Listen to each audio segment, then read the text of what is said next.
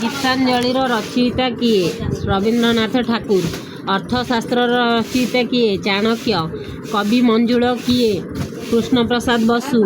विप्लवी कवि किए? बक्सी जगबंधु। विचित्र रामायण किए लिखिथिले? विश्वनाथ खुंटिया।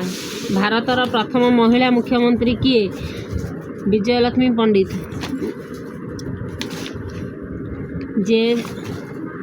भारतर प्रथम बारिस्टर किए? जे.एस. ठाकुर। भारतर प्रथम ओलंपिक पदक किए जीतिथिले? नॉर्मन प्रिटचार्ड। प्रथम शारीरिक अक्षम पर्वतारोही किए? बाबा मनिंद्र पाल। पद्मश्री उपाधि पाइथिबा ओडिसी नृत्यशिल्पी किए?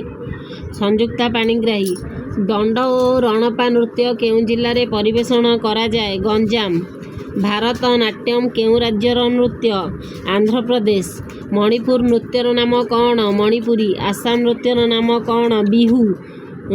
ओडिया महाभारतर रचयिता किए? सारला दास।